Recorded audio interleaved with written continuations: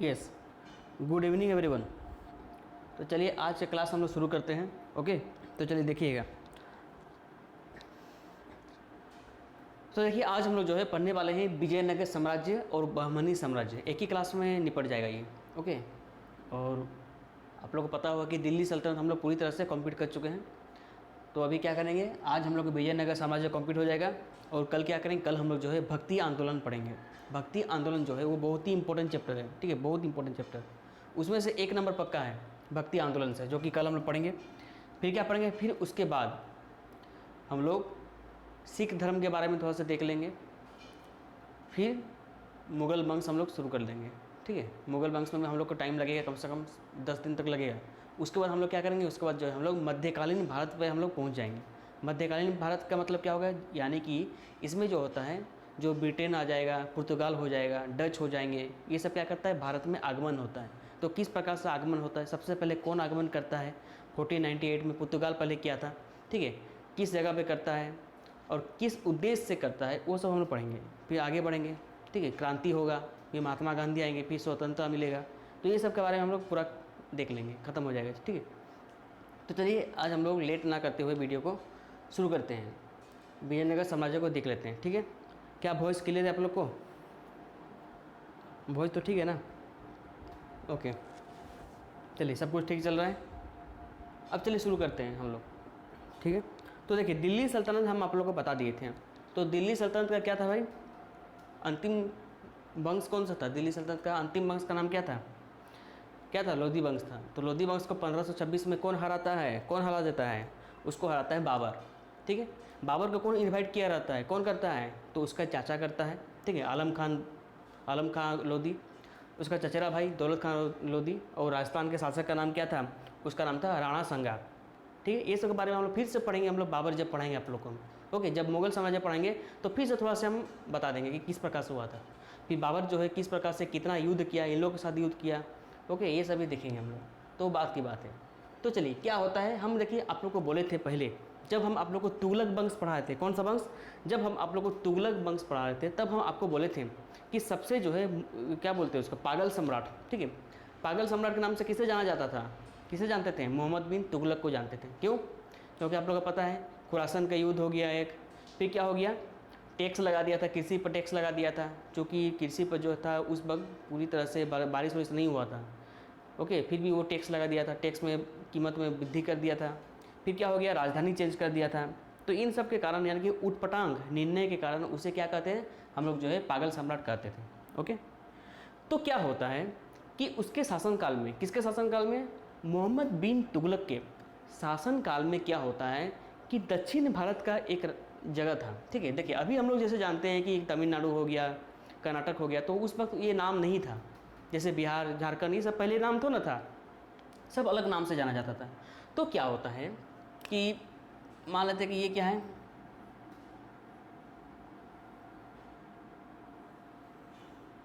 ये मान लेते हैं भारत का दक्षिण भारत है, ठीक है, ये दक्षिण भारत है, मान लेते हैं ये गुजरात साइड है। तो दक्षिण भारत का एक जगह का नाम था कर्नाटक। क्या नाम था? ध्यान से सुनिएगा, बहुत इंपॉर्टेंट है, बहुत मज़ा भी आएगा। तो दक्षिण भारत का एक जगह का नाम था कर्नाटक। ओके, तो कर्नाटक में क्या होता है, मोहम्मद बिन तुगलक के समय 2 राज्य इसमें टूट जाता है। कौन कौन सा राज्य? तो एक होता है हमारा कौन, विजयनगर साम्राज्य, और एक होता है बहमनी साम्राज्य। क्या साम्राज्य? बहमनी साम्राज्य, ठीक है। 2 राज्य में टूट जाता है। किसके शासनकाल में? मोहम्मद बिन गौरी के समय क्या होता है, दक्षिण भारत के कर्नाटक राज्य में, अभी का कर्नाटक राज्य में क्या होता है कि 2 राज्य में टूट जाता है, 2 प्रदेशों में टूट जाता है। कौन कौन सा? ऊपर वाला हो जाता है कौन सा, विजयनगर साम्राज्य, और नीचे वाला क्या हो जाता है, नीचे वाला हो जाता है बहमनी साम्राज्य। बात क्लियर? किसी को कुछ डाउट नहीं है? अब देखिए क्या हुआ, जब क्या होता है, जब टूटने लगता है, ठीक है, अंदाज़ा तो लग जाता है कि भाई टूट जाएगा। तो उस वक्त क्या होता है कि तुगलक, ठीक है, मोहम्मद बिन तुगलक जो है विजयनगर साम्राज्य के 2 भाई को बुलाता है। कहाँ का? इस जगह का, इस क्षेत्र का, यानी कि विजयनगर क्षेत्र का 2 भाई को बुलाता है। 2 भाई का नाम क्या था? उन 2 भाई का नाम था, एक का नाम था हरिहर। क्या नाम था? हरिहर। और दूसरा का नाम क्या था? दूसरा का नाम था बुक्का। मुक्का नहीं, बुक्का। ठीक है, ध्यान से देखिएगा, मज़ा आएगा। जो जो बोल रहे हैं बस बात को सुनिए ध्यान से। ओके, अगर आप लोग अगर यहीं पर अगर क्लास में अगर अच्छा से पढ़ लेंगे ना तो नोट्स देखने की जरूरत ही नहीं पड़ेगा। क्या होता है कि विजयनगर साम्राज्य के क्षेत्र के दो भाई को बुलाता है, दोनों भाई थे। कौन कौन? एक हरिहर था और दूसरा कौन था? बुक्का था। इन लोग को कौन बुलाया था? तो इन लोग को जो है मोहम्मद बिन तुगलक ने दिल्ली बुलाया था। बात क्लियर? फिर क्या करता है, फिर इन दोनों को जैसे बुलाता है दोनों आ जाते हैं। आने के बाद दोनों को बंदी कर लेता है। क्या करता है? बंदी बना लेता है। कौन? मोहम्मद बिन तुगलक जो है इन दोनों को क्या करता है? बंदी बना लेता है। और बंदी बनाने के बाद क्या होता है? बंदी बनाने के बाद जो है मोहम्मद बिन तुगलक इन दोनों को मुस्लिम धर्म अपनाने को बोलता है। ओके, और बोलता है कि अगर तुम लोग जो है मुस्लिम धर्म नहीं अपनाएगा तो तुम लोग को क्या करेंगे? हम मार देंगे। तो क्या करता है? डर से जो है हरिहर और बुक्का दोनों क्या करते हैं? दोनों जो है मुस्लिम धर्म को अपना लेते हैं। बात क्लियर? मुस्लिम धर्म को कौन अपनाते हैं? मुस्लिम धर्म को जो है हरिहर और बुक्का दो भाई क्या करते हैं? मुस्लिम धर्म अपना लेते हैं जान से बचने के लिए। ओके, फिर क्या करता है? फिर वो पगला, क्यों पगला पागल कहते हैं मोहम्मद बिन तुगलक को? अब आप ध्यान से सुनिए, ठीक है, आपको हम बहुत अच्छा समझाएंगे क्यों इसको पागल सम्राट कहते हैं। तो क्या होता है कि जैसे हरिहर और बुक्का क्या होता है कि मुस्लिम धर्म ये लोग बन जाता है, मुस्लिम धर्म का हो जाता है, तो मोहम्मद बिन तुगलक इन दोनों को कहते हैं कि तुम वापस कहाँ जाओ? विजयनगर जाओ। ठीक है, कहाँ जाओ? विजयनगर जाओ, और क्या करो? वहाँ पर जो है आंदोलन को बंद करो। ठीक है, किसको बंद करो? आंदोलन को बंद करो। यानी कि जो भी आंदोलन हो रहा था उसको क्या करने बोला? उसको जो है बंद करने के लिए बोला। ठीक है, और किसी भी तरह से क्या करना है? तुम लोग दोनों को फिर से विजयनगर को किसके साथ मिलाना है? दिल्ली सल्तनत के साथ मिलाना है। ये किसको बोल के भेजा? ये जो है हरिहर और बुक्का को क्या कर दिया? ये बोल के ये लोग दोनों को आज़ाद कर दिया। बात क्लियर? पहले क्या था? पहले ये दोनों तो बंदी था मोहम्मद बिन तुगलक के जेल में, फिर दोनों को क्या बनाया? मुस्लिम बनाया। मुस्लिम बनाने के बाद क्या बोला? इन लोग को एक कार्य सौंपा। कार्य क्या सौंपा? कार्य सौंपा कि भाई विजयनगर में क्या करो? विजयनगर को जो है फिर से मिलाओ। बात क्लियर? तो क्या करता है? ये लोग दोनों जो है जान बचा के क्या करता है? वो दिल्ली से आ जाता है कहाँ पर? विजयनगर। और जैसे विजयनगर आता है तो क्या करता है? ये दोनों जो है क्या करता है? पुनः हिंदू धर्म ले लेता है। क्या करता है? पुनः जो है हिंदू धर्म ले लेता है। और क्या करता है? और जो है मोहम्मद बिन गौरी के खिलाफ क्या करता है? वो खड़ा हो जाता है। ये लोग दोनों कौन? हरिहर और बुक्का। एक बात बताइए, एक बात बताइए हमको, ठीक है, आप जो है आपका घर में रहते हैं, फिर क्या किया? हम आपको बंदी बना कर हम ले आए, ठीक है, और हम आपका जो है धर्म भी चेंज कर दिए। फिर हम आपको आपका घर भेज रहे हैं कि जाओ और तुम्हारा जो मम्मी पिताजी है उन लोगों को क्या करो? उन लोगों को सबको मार दो। क्या आप लोग ऐसे करेंगे?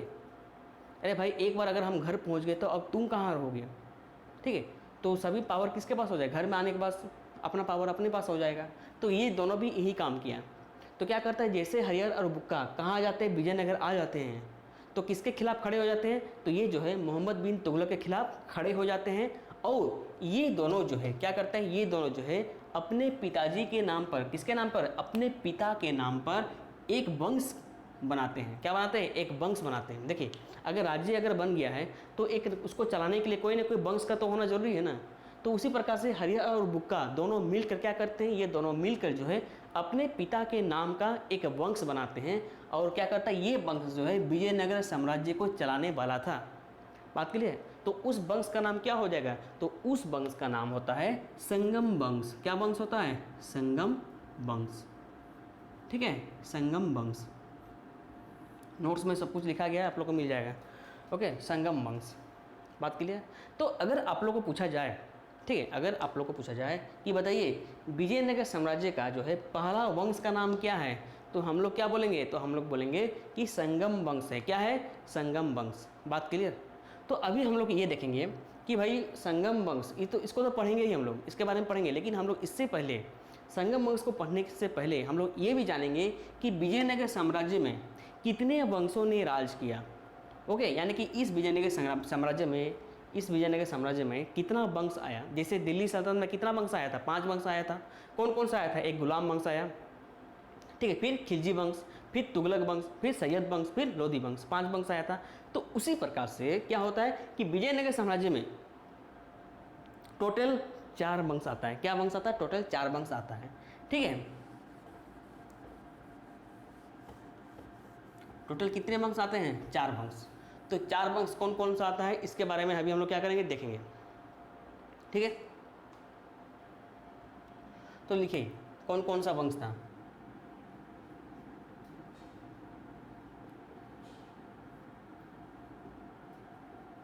संगम वंश, सालूप वंश, ठीक है। एक एक की हम लोग बारे में पढ़ेंगे। पहले क्या पढ़ेंगे? पहले तो हम लोग आप लोग को ओवरव्यू दे दिए कि विजयनगर साम्राज्य किस प्रकार से गठन हुआ, विजयनगर साम्राज्य किस प्रकार से बना, ये हम आप लोग को ओवरव्यू दे दिए। अभी क्या देखेंगे? अभी हम लोग जो है पहले देखेंगे कि विजयनगर साम्राज्य में जो था कौन कौन वंश जो क्या किया, राज किया, ठीक है। तो वो हम लोग देखने जा रहे हैं। तो पहला क्या हो गया? संगम वंश हो गया, दूसरा सालूप वंश हो गया, तीसरा क्या हो जाएगा? तुलुप वंश, ठीक है, तुलुप वंश, और चौथा हो जाएगा अरबीडू वंश, अरबीडू वंश, ये हो गया, ठीक है। ये चार वंश जो था ये क्या किया? ये जो है विजयनगर साम्राज्य पर क्या किया? राज किया।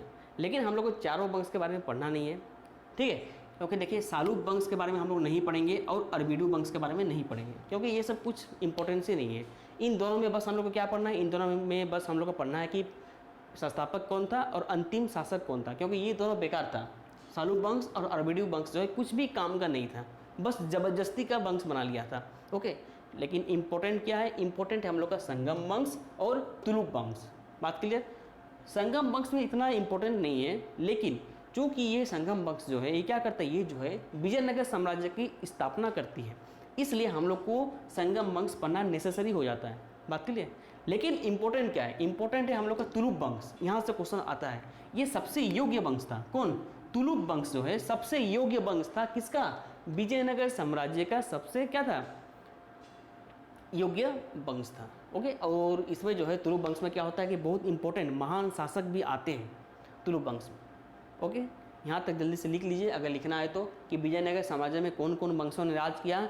तो क्या हो जाएगा? संगम वंश हो जाएगा, फिर क्या हो जाएगा? सालूप वंश हो जाएगा, फिर क्या हो जाएगा? तुलुप वंश हो जाएगा, ठीक है, तुलुप, फिर अरबीडू वंश, ठीक, ओके। तो ये चार वंश हम लोग को देखना है। तो नोट्स में आप लोग को मिल जाएगा सालूप वंश और अरबीडू वंश का संस्थापक, वो सब देख लीजिएगा, ओके। उसको पढ़ने की जरूरत भी नहीं, यहाँ से क्वेश्चन नहीं बनेगा। क्वेश्चन अगर आएगा तो तुलुप वंश से आएगा, ओके। लेकिन हम लोग को पढ़ना है संगम वंश भी पढ़ना है, इंपॉर्टेंट है वो भी, क्योंकि पहला वो था ना। तो चलिए अब हम मिटाते हैं। अब थोड़ा से हम लोग जो है और भी कुछ इंपॉर्टेंट चीज़ को देखते हैं, ओके। तो देखिए हम लोग पढ़ेंगे पहले क्या? संगम वंश के बारे में पढ़ेंगे। किसके बारे में पढ़ेंगे? संगम वंश के बारे में पढ़ेंगे। तो ध्यान से देखिएगा। और देखिए इसको देखने से पहले, संगम वंश को देखने से पहले हम आप लोग को पहले ये मैप देखिए। ये भारत का चित्र है। ये वाला एरिया क्या है? ये वाला एरिया जो है कर्नाटक का है। अभी क्या कर्नाटक का एरिया है। ऊपर वाला क्या है? ऊपर वाला विजयनगर है, और नीचे वाला क्या है? बहमनी राज्य, ठीक है। अब देखिए विजयनगर साम्राज्य के बाद हम लोग पढ़ेंगे बहमनी साम्राज्य के बारे में भी पढ़ेंगे, लेकिन अभी देख लीजिए बस इतना पता होना चाहिए कि ऊपर वाला क्या है? ऊपर वाला है विजयनगर है, ठीक है, ऊपर वाला विजयनगर, और ये वाला क्या है? ये बहमनी है, ओके। तो क्या होता है कि इन दोनों के बीच में, इन दोनों यानी कि बहमनी और विजयनगर की जो सीमा लगता है, देखिए आप लोग देख रहे हैं ये दोनों सटा हुआ है, दोनों सटा हुआ है ना। तो क्या होता है कि इन दोनों के बीच में आप लोग को कलर करके दिखा देते हैं ताकि आप लोग को पता चलेगा अच्छा से, ओके। तो ये वाला जगह, ठीक है, ये वाला जो जगह है, ये वाला जो जगह है ये क्या है? ये जो है हमेशा इन दोनों के बीच में विवादित जगह बनकर रह गया था।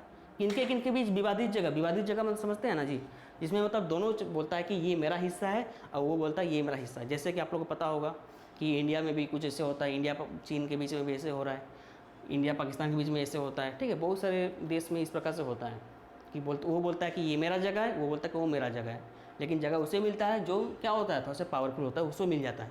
तो वो हम लोग बाद में जानेंगे।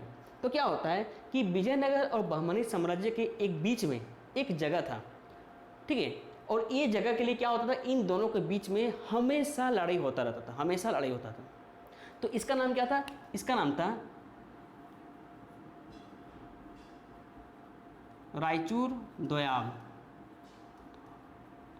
रायचूर दोआब, ठीक है। क्या था? इस जगह का नाम था रायचूर दोआब। किसका नाम था जी? इन दोनों के बीच जो विवादित जगह था ना, जो विवादित जगह था, उस जगह नाम था रायचूर दोआब। क्या था नाम? क्या था? पूछ सकता आप लोग को क्या नाम बोलेंगे? तो हम लोग बोलेंगे कि इन दोनों के बीच जो विवादित स्थल का नाम था वो था रायचूर दोआब। और इसी जगह के लिए क्या होता रहा कि विजयनगर साम्राज्य और बहमनी साम्राज्य के बीच 200 साल तक, कितने साल तक, 200 साल तक युद्ध चलता रहा। ठीक है, 200 साल तक क्या होता रहा, 200 साल तक युद्ध चलता रहा इस छोटा से जगह को लेने के लिए। क्यों? आप लोग सोचेंगे क्यों इसके लिए चलता रहा? क्योंकि ये जगह जो था इन दोनों की दृष्टि से बहुत इंपॉर्टेंट था।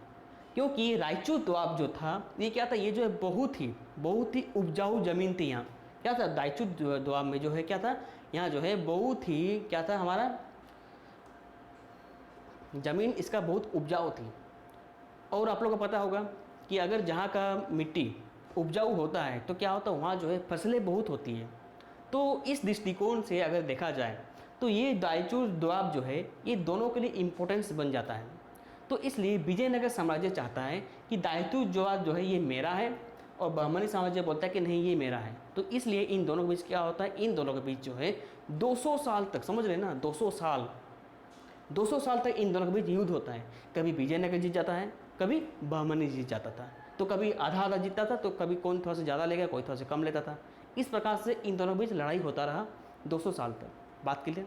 यहाँ तो समझ में आ गया ना। तो अगर हम आप लोगों को बोलेंगे रायचूर दोआब, तो आप लोगों को समझ में आ जाना चाहिए कि रायचूर दोआब कौन सा है, ये बीच वाला जगह था, विवादित स्थल। तो इसको हम मिटा रहे हैं, ठीक है, इसको मिटा रहे हैं हम। समझ में तो आ गया ना। कौन सा जगह का नाम क्या था, याद रहेगा कि नहीं रहेगा, रायचूर दोआब। ओके, चलिए अब देखिए, अगर पूछा जाए कि संगम वंश का संस्थापक का नाम क्या है, तो हम लोग क्या बोलेंगे, तो हम लोग बोलेंगे कि संगम वंश का जो संस्थापक था उसका नाम था हरिहर। क्या नाम था?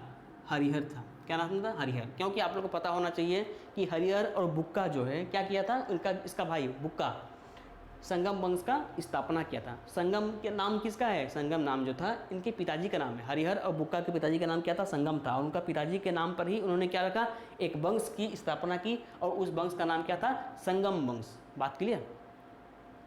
अब क्या होता है, ये पहला संस्थापक था ये।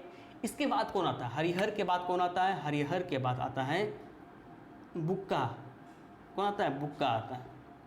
बुक्का बोलिए या फिर बुक्का प्रथम के नाम से भी इसे जानते हैं, ठीक है, बुक्का। बात क्लियर? अब ये तो आप लोग जान गए होंगे ना, इसको मिटा देते हैं। ओके, इसको मिटा देते हैं, क्योंकि अगर हम आपको बोलें कि भाई रायचूर दोआब, तो आप लोगों को समझ जाना चाहिए कि ये इस दोनों के बीच में है। तो इसको मिटाते हैं, बेकार जगह घेर के रखा हुआ है। देखिए क्या होता है।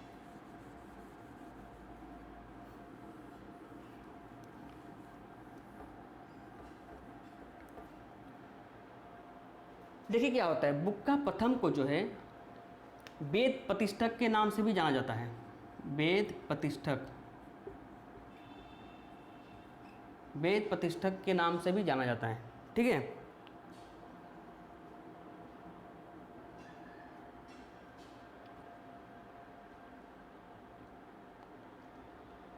क्यों जाना जाता है? वेद प्रतिष्ठक या वेद प्रतिष्ठापक के रूप में क्यों जाना जाता है? तो बुक्का प्रथम का वेद प्रतिष्ठापक के रूप में इसलिए जाना जाता है क्योंकि किन्हें बुक्का प्रथम को जो है वेद पढ़ने में बहुत रुचि थी। किसको? इसको जो है क्या था, वेद पढ़ने में बहुत रुचि था।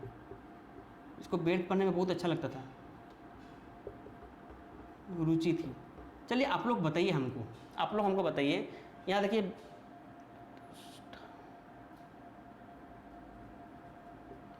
देखिए आप लोग बताइए हमको, कुरान खान जो है किसका नाम था? कुरान खान किसका नाम था? बताइए। ये हम बता चुके हैं आप लोग को। कुरान खान किसका नाम था? आप लोग को पीछे वाला चीज़ भी हम आप लोग को रिवीजन कराते जाएंगे, ठीक है। कुरान खान जो है किसका नाम था, और उसको जो है कुरान खान क्यों कहते थे? क्या आप लोग को याद आया किसका नाम था कुरान खान? बताइए, किसका नाम जो है कुरान खान था? कुरान खान किसका नाम था? कुरान खान देखिए आप लोग याद होना चाहिए सब। कुरान खान जो है ये नाम था कुतुबुद्दीन ऐबक का नाम था। किसका नाम था? कुतुबुद्दीन ऐबक का नाम था क्या? कुरान खान। क्यों? क्योंकि इसे जो है कुरान पूरा याद था। कुरान जो होता है मुस्लिम धर्म का क्या होता है? पवित्र ग्रंथ होता है। जैसे हम लोग का क्या होता है? गीता है। तो उसी प्रकार से क्या हो गया, कुरान जो हो गया मुस्लिम धर्म का क्या होता है कि, अब देखिए क्या हो गया कि कुरान खान उसको क्यों पता नाम से जाना जाता था? क्योंकि कुरान जो है उसको बहुत अच्छा से याद था, सबका सब कुरान उसको पता था। किसको? कुतुबुद्दीन ऐबक को, इसलिए। ओके, यहाँ तक हो गया। बुक्का प्रथम को क्या नाम से जाना जाता था? बुक्का प्रथम को जो है वेद प्रतिष्ठापक के नाम से जाना जाता था। क्यों? क्योंकि इन्हें वेद पढ़ने में बहुत रुचि था। बात क्लियर?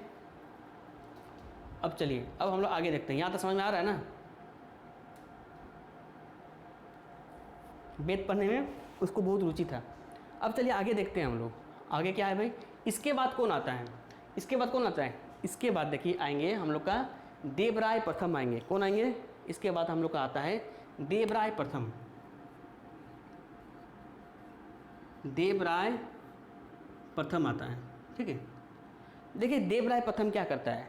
तो देवराय प्रथम जो है किसके बाद आता है? बुक्का प्रथम के बाद कौन आते हैं? इसके बाद आते हैं देवराय प्रथम आते हैं।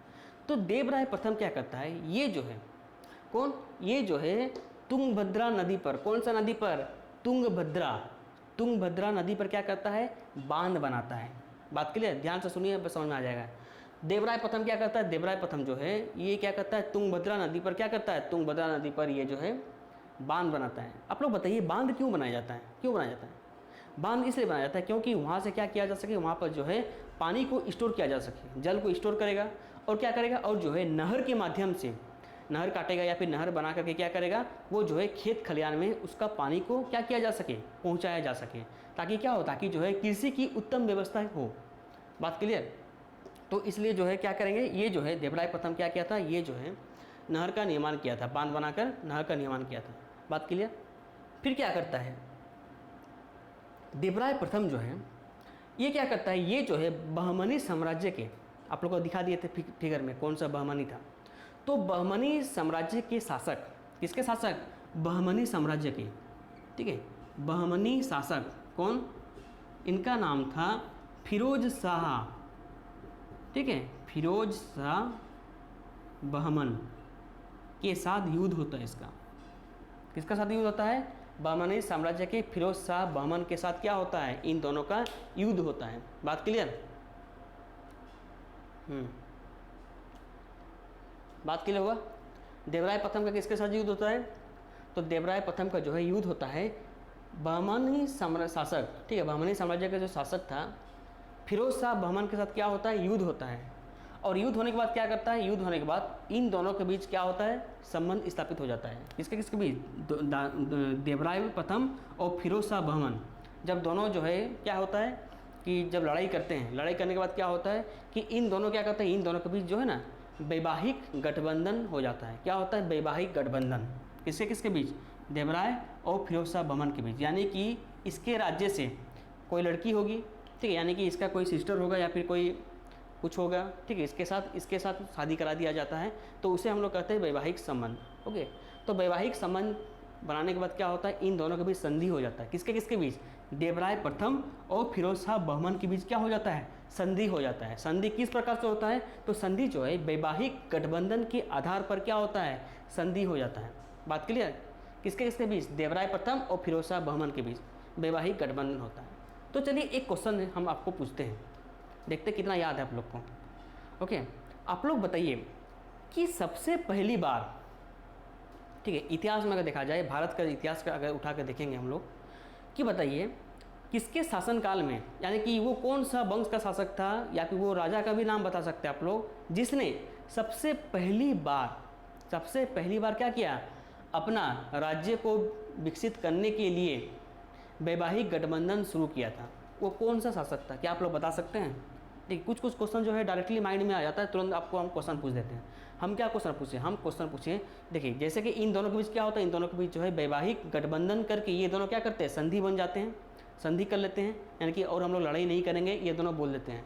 ठीक है, तो उसी प्रकार से अगर आपको क्वेश्चन पूछा जाए कि भारत में जो है वो कौन सा राजा था जिसने अपने राज्य को विकसित करने के लिए या फिर राज्य को बढ़ाने के लिए क्या किया था? वैवाहिक गठबंधन शुरू किया था। क्या आप लोग बता सकते हैं वो कौन सा राज्य था? या फिर क्या आप लोग बता सकते हैं वो वंश भी बता सकते हैं आप लोग? तो बताइए कौन सा राजा था, क्या पता है? चलिए हम आपको बताते हैं, वंश का नाम बताते हैं। वंश का नाम था हर्यक वंश। ठीक है, वंश का नाम था हर्यक वंश था। राजा का नाम क्या था आप लोग बताइए? ठीक है, राजा का नाम था, आप लोग बताइएगा। हम वंश का नाम बता दिए थे, वंश का नाम क्या हो, राजा का नाम क्या होगा वो आप लोग बता दीजिएगा। अब देखिए क्या होता है कि देवराय प्रथम और फिरोज शाह बहमन के बीच क्या होता है? लड़ाई होता है। ठीक है, लड़ाई होने के बाद क्या होता है? इन दोनों के बीच संधि हो जाता है और वैवाहिक गठबंधन के बाद दोनों क्या हो जाते हैं, दोनों दोस्त बन जाते हैं। बात क्लियर। इसके बाद जो है देवराय प्रथम क्या होता है, देवराय प्रथम जो है अपने सेना में, अपने सेना के टुकड़ी में ठीक है, यानी कि सेना के दल में मुस्लिम सैनिकों को नियुक्त करता है। किसको नियुक्त करता है, देवराय प्रथम जो है इस युद्ध के बाद। क्यों, क्योंकि भाई इस युद्ध में फिरोज शाह बहमन इसको हरा दिया था। ठीक है, फिरोज शाह बहमन जो है देवराय प्रथम को हरा दिया था। शुक्र कीजिए कि वैवाहिक गठबंधन बच गया, नहीं तो हो सकता था मार भी दे। ओके, तो क्या करता है कि इस युद्ध से ये सीख लिया, ठीक है, और इसने क्या किया, इसने जो है अपने दरबार में यानी कि अपने सेना की टुकड़ी में क्या किया, ये जो है पहली बार मुस्लिम क्या किया, पहली बार जो है मुस्लिम सैनिकों को रखा। किसको रखा, मुस्लिम सैनिकों को रखा, और तुर्क तीरंदाजों को भी रखा। तुर्क तीरंदाज, ठीक है, तीरंदाज को अपने सेना की टुकड़ी में क्या किया, उसको शामिल किया। तो अगर पूछेगा कि देवराय प्रथम जो है किसको किसको यानी कि फिरोज शाह बहमन के साथ लड़ाई के बाद किनको किनको जो है सेना के टुकड़ी में सम्मिलित किया, तो क्या हो जाएगा, पहला हो जाएगा मुस्लिम सैनिकों को किया, दूसरा तुर्क तीरंदाज। तीरंदाज मतलब समझते हैं ना कि तीर लेकर पूरा एम करेगा फिर मारेगा, उसे कहते हैं तीरंदाज। ठीक है, तो तुर्क तीरंदाज। तो इन दोनों को क्या करता है, इन दोनों को जो है अपना सेना के टुकड़ी में शामिल करता है। कौन, देवराय प्रथम। बात यहाँ तक क्लियर हुआ कि नहीं हुआ, यहाँ तक बात क्लियर हो गया ना, तो जल्दी से इसको लिख लीजिए, जल्दी से लिखिए।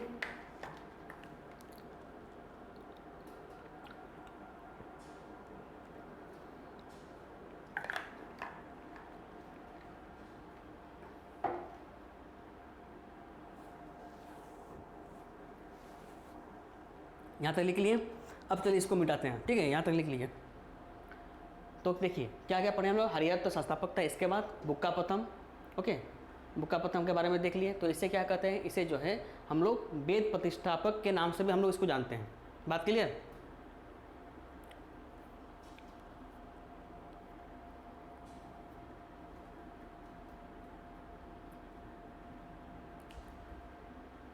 चलिए अब इसको हटाते हैं। देवराय प्रथम तो आप लोग देख लिए अच्छा से। अब आगे देखिए,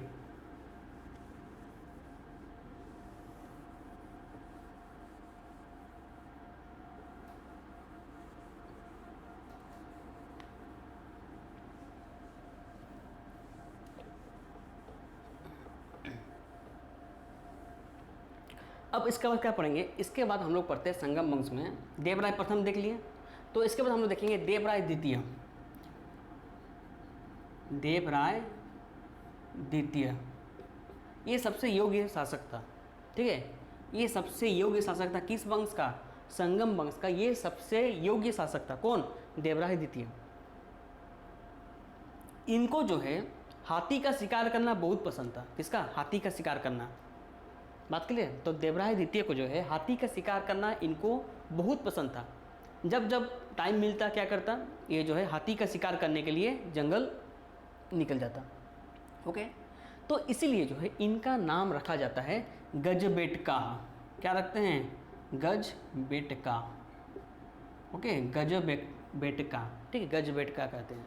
ओके, गजबेटका नाम क्यों पड़ा, देखिए गज का मतलब क्या होता है, गज का मतलब होता है कि हाथी, बेटका का मतलब क्या होता है, इसका मतलब होता है कि शिकार करने वाला। तो क्या हो गया, तो गजबेटका नाम से जाना जाता है किसको, देवराय द्वितीय को जाना जाता है।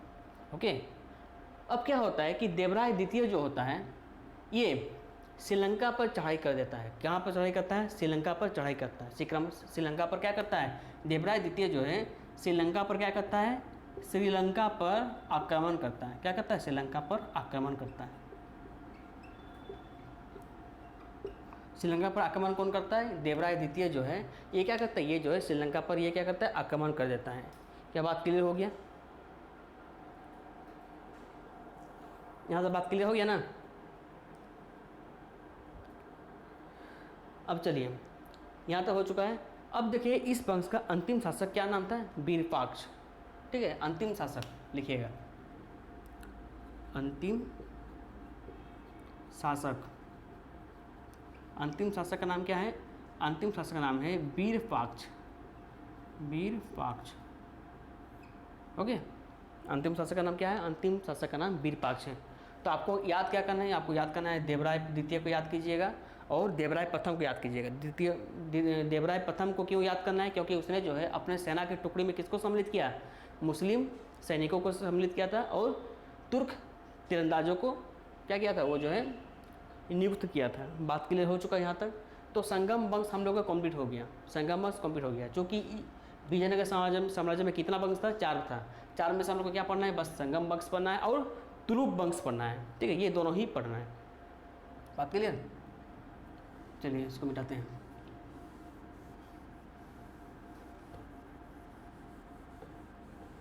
अंतिम शासक कौन था? वीरपाक्ष।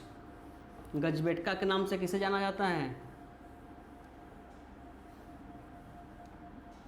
अब चलिए लिखिएगा,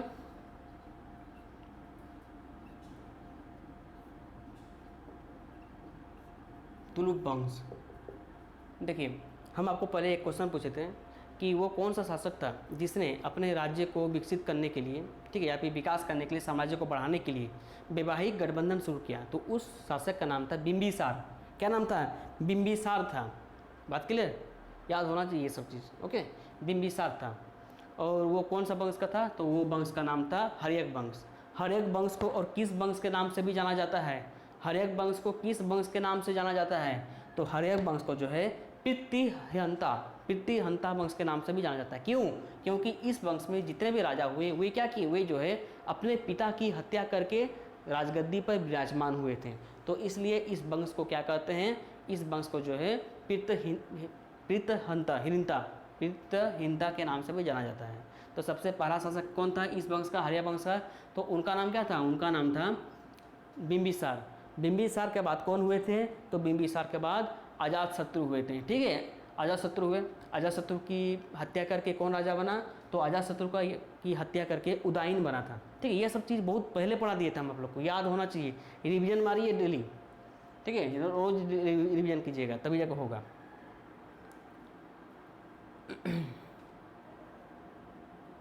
ये सब एक एक चीज़ देखिएगा तभी जाकर होगा, नहीं तो ये बहुत मुश्किल हो जाएगा। एक एक चीज़ आगे बढ़ते जाएंगे, फिर पीछे की चीज़ अगर भूलते जाएंगे तब फिर मुश्किल हो जाएगा ना।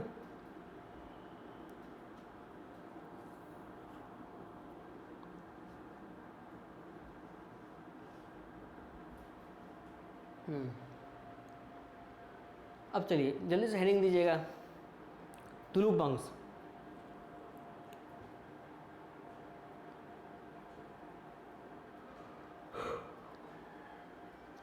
तुलुप वंश दीजिए। तो देखिए तुलुप वंश का संस्थापक देखिए, ठीक है, संस्थापक का नाम क्या था? इसका संस्थापक का नाम था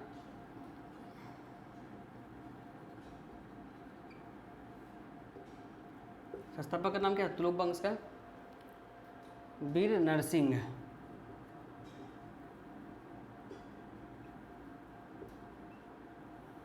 वीर नरसिंह जो है नाम था इसका, ठीक है। संस्थापक का नाम क्या था? अगर पूछे कि बताइए संस्थापक का नाम क्या था भाई तुलुप वंश का, तो क्या हो जाएगा? तो ये हो जाएगा वीर नरसिंह हो जाएगा, ठीक है। अब देखिए ये जो वीर नरसिंह था, इनका संबंध जो है पुर्तगाली जनरल, क्या? पुर्तगाली, ठीक है, पुर्तगाली गवर्नर अल्मोड़ा, क्या नाम था उसका? अल्मोड़ा के साथ बहुत अच्छा था। किसका संबंध? ध्यान से देखिए क्या क्या बोला जा रहा है। तुलुप वंश का संस्थापक का नाम क्या था? तो तुलुप वंश का संस्थापक का नाम था वीर नरसिंह। क्या नाम था? वीर नरसिंह। तो वीर नरसिंह का जो संबंध था ये किसके साथ बहुत अच्छा था? ये जो है पुर्तगाली गवर्नर अल्मोड़ा के साथ बहुत अच्छा था। आप लोगों को पता है कि पुर्तगाल जो है भारत में सबसे पहले कब आया था? कब आया था? कौन सा पुर्तगाली जो है भारत में सबसे पहले आया? तो क्या था? तो वो जो है 1498 में कौन आया था? तो ये आया था वास्को डी गामा आया था। कहाँ आया था? वास्को डी गामा आया था, ठीक है। कहाँ पर उतरा था? ये कहाँ पर उतरा था बताइए? केरल के कौन सी जगह में उतरा था बताइएगा? कालीकट, यहाँ पे कहाँ उतरा था बताइए आप लोग? ये सब कुछ कुछ जनरल नॉलेज भी है, इसको भी याद करना है। तो देखिए क्या है, संस्थापक कौन था? वीर नरसिंह। इनका संबंध किससे अच्छा था? इनका संबंध जो था यानी कि वीर नरसिंह का जो संबंध था ये अच्छा था पुर्तगाली गवर्नर अल्मोड़ा के साथ, बहुत अच्छा संबंध था। आप लोग पूछेंगे कि भाई संबंध कैसे अच्छा होगा? कुछ तो काम किया होगा, ठीक ठीक है, तभी ना संबंध होता है। आपके साथ मेरा अच्छा संबंध है, क्यों? कुछ रीजन हुआ होगा तभी होगा, बिना रीजन का थोड़ा ना कोई अच्छा बुरा हो जाता है किसी के लाइफ के लिए। ओके, तो क्या होता है कि अगर पूछे कि पुर्तगाली गवर्नर अल्मोड़ा के साथ किसका सबसे अच्छा घनिष्ठ संबंध था, तो क्या हो जाएगा? वीर नरसिंह। क्यों था? इसलिए था क्योंकि वीर नरसिंह जो है पुर्तगालियों से उच्च कोटि का घोड़ा खरीदता था। क्या खरीदता था? पुर्तगाल गवर्नर अल्मोड़ा और वीर नरसिंह के बीच समझौता हुआ था। क्या हुआ था? समझौता हुआ था। और इस समझौता में ये कहा गया था कि पुर्तगाल का जितना भी अच्छा अच्छा घोड़ा है, हाई क्वालिटी का, ठीक है, किसका? हाई क्वालिटी या फिर गुड क्वालिटी का, किसका? गुड क्वालिटी का जो घोड़ा होगा, ठीक है, गुड क्वालिटी का घोड़ा जो होगा वो किसको देना पड़ेगा? वो देना पड़ेगा वीर नरसिंह को देना पड़ेगा। ओके, यानी कि इन दोनों के बीच घोड़ा के लिए क्या था? कुछ नियम बना हुआ था। ओके, और इसके हिसाब से क्या हो गया कि अल्मोड़ा जो है वीर नरसिंह को क्या देगा? ये जो है अच्छा कोटि का घोड़ा उसको देता था। इसलिए इन दोनों के बीच संबंध बहुत ही अच्छा था। बात क्लियर हो चुका है यहाँ तक बात क्लियर हो गया ना? अब चलिए इसको जल्दी से लिख लीजिए वीर नरसिंह के बारे में, फिर हम लोग आगे बढ़ते हैं।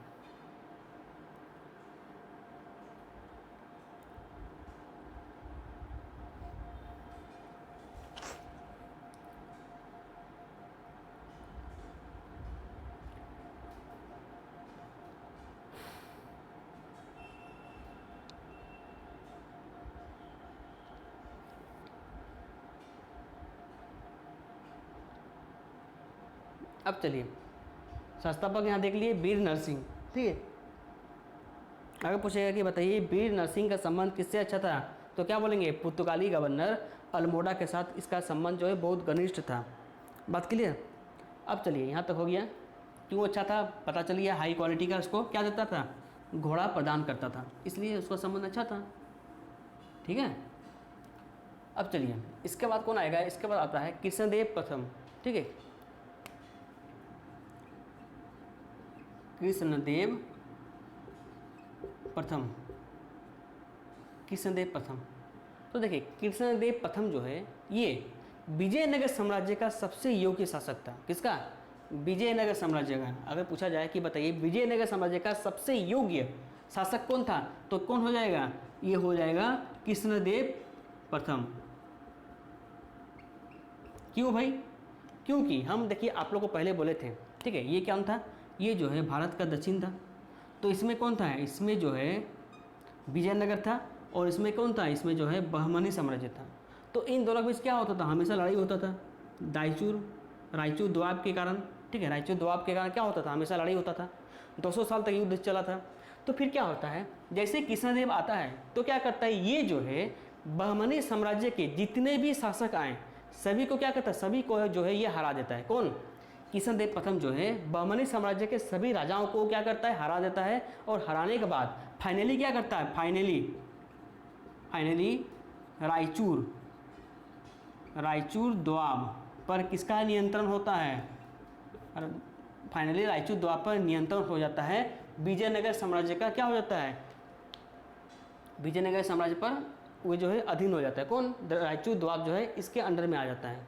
ठीक है, कौन राजा के अंडर में? कृष्णदेव प्रथम के अंडर में। अब कृष्णदेव किसका शासक था भाई? विजयनगर साम्राज्य का शासक था।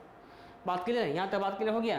तो अगर पूछा जाए कि बताइए रायचूर दोआब को जो है किसने पूर्ण रूप से फाइनली क्या किया? विजयनगर साम्राज्य में क्या कर दिया? सम्मिलित कर दिया।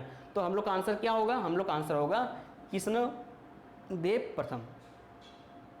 ठीक है, इसलिए जैसे ये रायचूर दोआब को जीतता है तो ये अपने आप को नाम क्या देता है? ये अपने आप को नाम देता है आंध्र भोज। क्या कहते हैं इसे? जो है आंध्र भोज के नाम से भी जाना जाता है। आंध्र भोज, ठीक है, क्या नाम से जाना जाता है? कृष्णदेव प्रथम को कौन नाम से जानते हैं? तो कृष्णदेव प्रथम को हम लोग जानते हैं आंध्र भोज के नाम से भी इसको जानते हैं। ठीक है यार, और भी याद रखिएगा अभिनव भोज के नाम से भी जाना जाता है। अभिनव भोज, बात क्लियर? तो इन दोनों के नाम से इसको जाना जाता है। किसको? कृष्णदेव प्रथम को। ठीक है, तो कृष्णदेव प्रथम को कौन कौन से नाम से जाना जाता है? आंध्र भोज के नाम से भी जाना जाता है और अभिनव भोज के नाम से भी जाना जाता है। बात क्लियर? तो यहाँ तक हम लोग क्या हो गया? विजयनगर साम्राज्य कंप्लीट हो गया। अभी हम लोग क्या पढ़ेंगे, अभी हम लोग पढ़ेंगे कौन सा, बहमनी साम्राज्य पढ़ेंगे। ठीक है, क्या पढ़ेंगे, बहमनी साम्राज्य। बात क्लियर, जल्दी से इसको लिख लीजिए, यहाँ तक खत्म हो गया। अगर लिखना चाहते हैं तो अंतिम शासक लिख सकते हैं, अंतिम शासक का कोई पढ़ने की जरूरत नहीं है क्योंकि ये अयोग्य शासक था। अंतिम शासक क्या हो जाएगा, इसका नाम था सदाशिव, सदाशिव देव, सदाशिव राय नाम था शायद। ठीक है, सदाशिव राय। ओके, इसको लिख लीजिए जल्दी।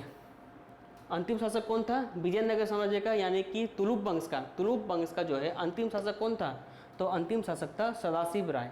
ठीक है, लेकिन अगर आप लोग को पूछे कि बताइए विजयनगर साम्राज्य का अंतिम वंश कौन सा था, तो क्या बोलेंगे, तो हम लोग बोलेंगे अरबिडू वंश बोलेंगे। ठीक है, लेकिन वो इतना इंपॉर्टेंट नहीं है इसलिए इसको पढ़ना नहीं है।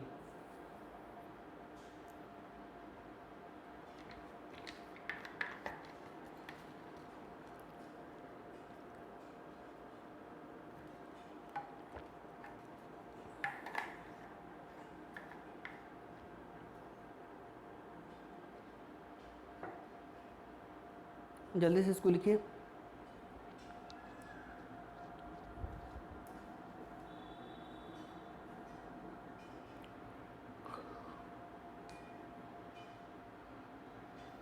विजयनगर ही ज़्यादा इंपॉर्टेंट है, बहमनी साम्राज्य उतना इंपॉर्टेंट नहीं है। ठीक है, बस विजयनगर साम्राज्य को थोड़ा सा अच्छा से पढ़ लीजिएगा, सब कुछ हो जाएगा। क्योंकि अगर क्वेश्चन आएगा तो यहीं से आएगा, बहमनी साम्राज्य से ज़्यादा क्वेश्चन नहीं पूछता है।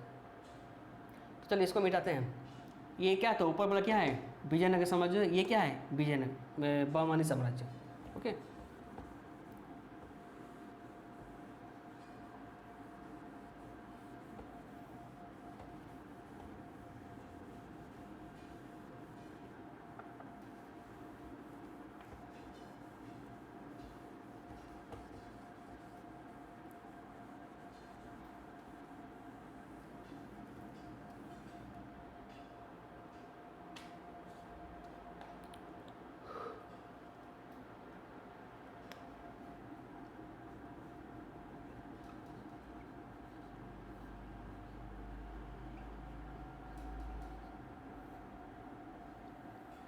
हेडिंग दीजिएगा बहमनी साम्राज्य।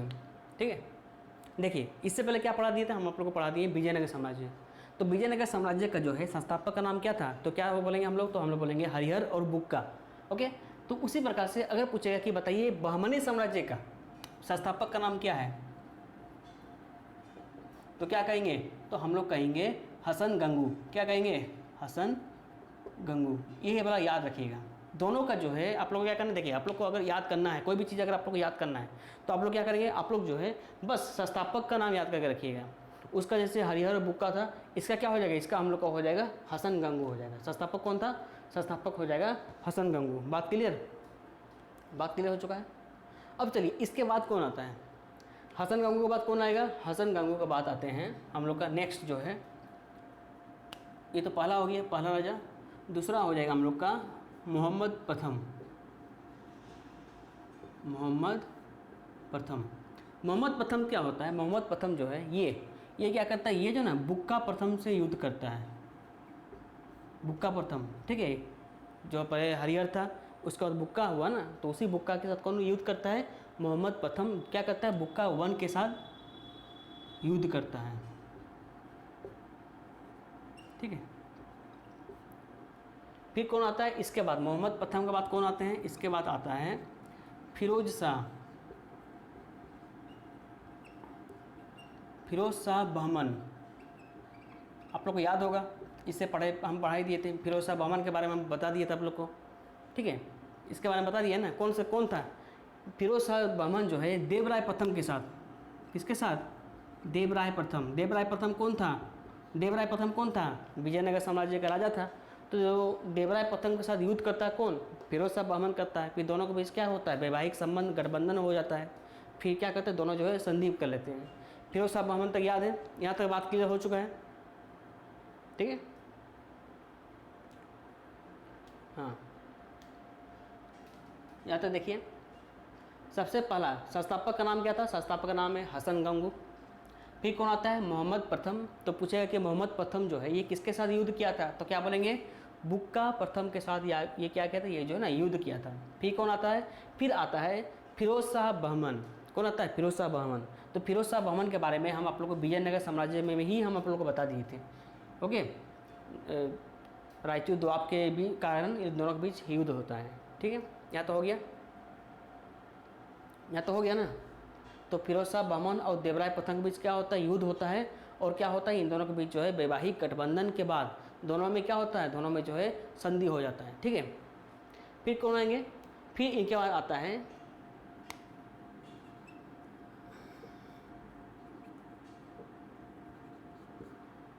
अलाउद्दीन, अलाउद्दीन हुमायूं। ठीक है, अलाउद्दीन हुमायूं आता है। अलाउद्दीन हुमायूं जो है ये बहमनी साम्राज्य का यानी कि इस वंश का सबसे क्रूर शासक था,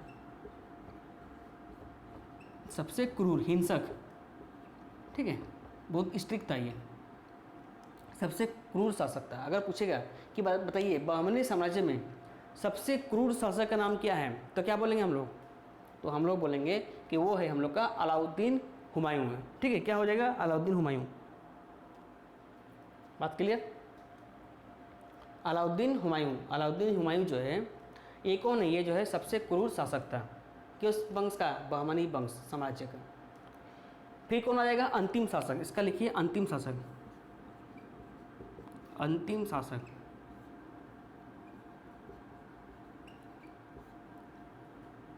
ठीक है, इसका नाम कौन हो जाएगा? इसका नाम हो जाएगा कलीमुल्ला।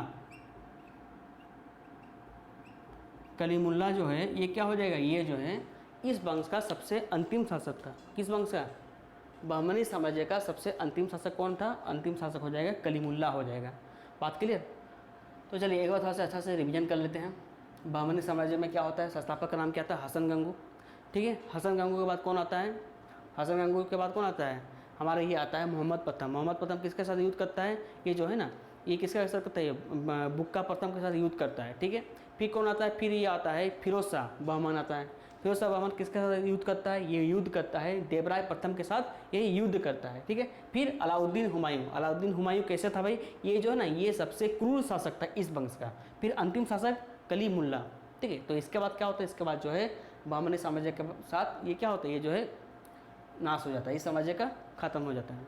ओके, फिर क्या करता है? फिर इस साम्राज्य को जो है बाद में अंग्रेज ले लेता है, अपने अधीन में ले लेता है।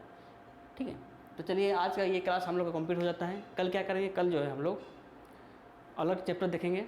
ओके, तो चलिए आज का इतना ही, कल फिर से मिलते हैं इसी टाइम में। सभी का धन्यवाद, जय हिंद। कुछ डाउट होगा तो तुरंत ही पूछ लीजिएगा। ठीक है।